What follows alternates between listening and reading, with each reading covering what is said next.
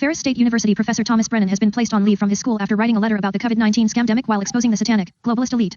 Article by Shane Trejo republished from BigLeaguePolitics.com. I believe the COVID-19 pandemic is a stunt designed to enslave humanity and strip us of all our rights and our freedoms, Brennan wrote in his letter.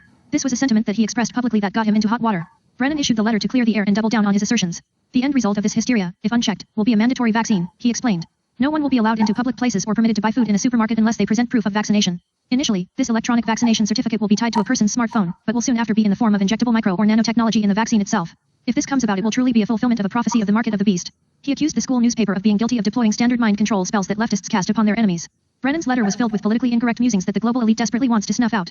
I believe the N-word is a mind control spell designed to make us hate each other. I am not racist against black people, I love and respect them, he wrote, adding that he only quoted the N-word to try and neutralize its power. The entire world has fallen under the spell of a satanic, globalist elite.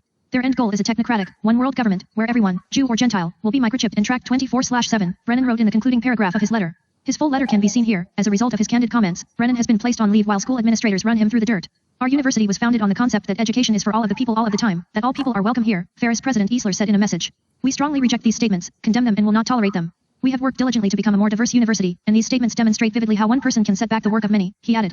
While Brennan's comments may seem a bit outlandish, the overreach enacted by the globalists throughout the COVID-19 scamdemic shows that the controversial physics professor may be onto something. Big League Politics has reported on how the masses have been conditioned to accept a new normal in which their personal freedom and civil liberties are never restored to what they were before the pandemic. CNN has confirmed the obvious. The globalist elite never intend to return to normal and plan to make the draconian measures implemented during the COVID-19 pandemic permanent. CNN senior international correspondent Nick Payton Walsh wrote the article giving away the plot. The world will be forever changed because of COVID-19, the China plague, and freedom will never return. We are slowly learning if this year's changes are permanent. If work for the lucky among us will remain from home. If we will visit the grocery store less but spend more. If we will find wearing a mask on the metro to be just part of life. If shaking hands and embracing will become less common, Walsh wrote. He wrote that anyone who doesn't accept that these changes must be permanent and for the greater good is mentally ill. Yet permanently severing ties with January is not necessarily a bad thing, psychologists say. The danger comes from hankering for normalcy again, rather than getting on with working out how to deal with whatever is ahead, Walsh wrote. People who don't adapt to change believe what they remember as normal will return, and delay modifying their daily routines or outlook. Those who refuse to wear masks may be guilty of normalcy bias, he added.